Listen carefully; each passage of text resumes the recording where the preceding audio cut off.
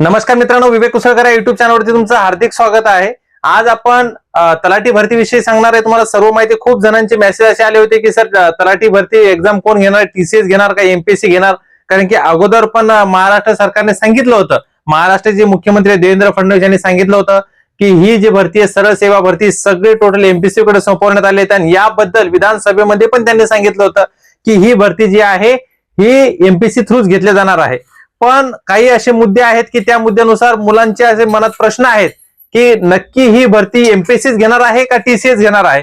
कारण की बघायला जर गेलं तर एमपीएससी कडे एमपीएससीने असं परिपत्र काढलं नाही किंवा जाहीर केलं नाही की बाबा आता जे काय तलाठी भरती होणार आहे ती भरती आम्ही घेणार आहे किंवा विविध भरत्या ज्या होणार आहेत असं परिपत्र काढून एमपीएससी सांगत असते, त्या पद्धतीने सांगितलेलं नाहीये। दुसरी गोष्ट, टीसीएसचा जो म्हणजे टायमिंग होता 2025 मध्ये, डिसेंबर 2025 मध्ये टायमिंग संपला होता। जो त्यांनी जो करार केला होता टीसीएस सोबत महाराष्ट्र सरकारने, तो करार संपला होता 2025 मध्ये। तर त्यांनी काय केलं, महाराष्ट्र सरकारने अजून 2026 मध्ये करार केलेला आहे का नाही? 2026 मध्ये करार करून सांगितलेले, ज्या प्रकारे सांगितलं की बाबा यावेळेस विधानसभेमध्ये पण महाराष्ट्राचे मुख्यमंत्री यांनी सांगितले की सरळ सेवेच्या ज्या परीक्षा आहेत त्या परीक्षा सगळ्या एमपीएससी घेणार। कोण घेणार? एमपीएससी घेणार। पण एमपीएससीनं असं नाही सांगितलं आतापर्यंत की बाबा आम्ही त्या परीक्षा घेणार, सगळ्या गोष्टी परिपत्रक असं जे काय आहे तलाठीच्या ज्या परीक्षा होणार त्या सगळ्या गोष्टी आम्ही म्हणजे परीक्षा घेणार वगैरे सगळ्या गोष्टी। कारण की सगळ्यांना माहिती आहे, सगळ्या विद्यार्थ्यांना माहिती आहे की टीसीएस आयबीपीएस कंपनी एवढी इमानदार आहे की या कंपनीद्वारे ज्या परीक्षा होतात त्या परीक्षेमध्ये समजा 200 जरी मार्क येत असतील तर यांच्यामध्ये 210 पर्यंत मार्क जातात आणि यांचे घोटाळे नेहमी पुढे येतात। तरी पण सरकार एकही शब्द बोलत नाही, एकही शब्द सरकार बोलत नाही।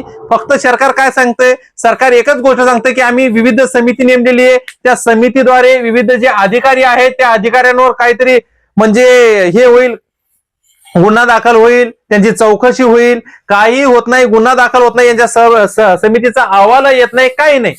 पण जर टीसीएस ने ही परीक्षा घेतली तर काही आम्हाला हरकत नाहीये। पण काय म्हणतात ते, टीसीएस ने परीक्षा नाही, एमपीएससी ने जर परीक्षा घेतली तर काही हरकत नाही। फक्त एवढं आहे की एमपीएससी ने जर परीक्षा घेतली त्या परीक्षेचा रिझल्ट लवकर लावा, नाही तर एक वर्ष, 2 वर्ष, 1.5 वर्ष जर असं थांबवत लावत असेल तर त्याला काही फायदा होणार नाही। म्हणून सगळ्या महाराष्ट्र शासनाला एवढं सांगणं आहे की ही जी परीक्षा आहे, तुम्ही बोलता की नाही एमपीएससी घेणार आहे सरळ सेवेची, तर ही परीक्षा तलाठीची एमपीएससी द्वारे झाली पाहिजे आणि याचा लवकरात लवकर रिझल्ट लागला पाहिजे।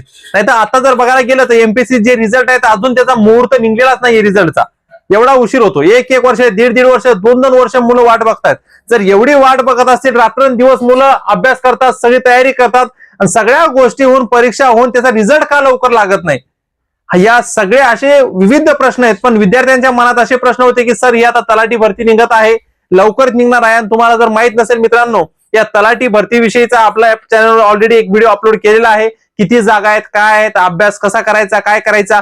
पण काही जण जर समजा तलाठी भरतीमध्ये नवीन असतील, ज्यांना तलाठी भरतीविषयी काही माहिती नसेल, ज्यांचं ग्रॅज्युएशन झालेलं आहे आणि जे नवीन विद्यार्थी आहेत त्यांना तलाठी भरतीविषयी काहीच माहिती नाही, तर त्यांनी मला कमेंट करा की सर आम्ही नवीन आहोत, तर तुम्हाला मी अजून एक नवीन व्हिडिओ बनवील की तुम्हाला स्टेप बाय स्टेप सांगेल, तुम्हाला इथून 0 पासून तर हिरो पर्यंत कसं न्यायची सगळी माहिती मी तुम्हाला सांगेल। हे लक्षात असू द्या, टोटल स्टेप बाय स्टेप तुम्हाला कशा प्रकारे कोणते पुस्तक वाचायचे, स्टेप पहिले स्टार्टिंगला कोणते पुस्तक वाचायचे किंवा सगळे टोटल की ज्यामध्ये तुम्हाला चांगल्यापैकी चांगले मार्क पडतील। ओके। दुसरी गोष्ट, टीसीएस आयबीपीएस ने ही परीक्षा घेऊच नाही, कारण की टीसीएस आयबीपीएस ने वनरक्षकची भरती असेल किंवा तलाठीच्या मागच्या वेळेस झालेली भरती असेल, त्या भरतीमध्ये सगळे घोटाळे समोर आले होते, विविध विभागातून सगळे घोटाळे समोर आले होते। हे महाराष्ट्र सरकारला पण माहित आहे, पण त्यांना माहित असून पण ते असं वाटत आहे की आता ही भरती टीसीएस कडे जाण्याच्या मार्गावर आहे का, असा प्रश्न यायला लागलाय। कारण की यांनी विविध ज्या प्रकारे करार केलेले आहेत त्या करारामध्ये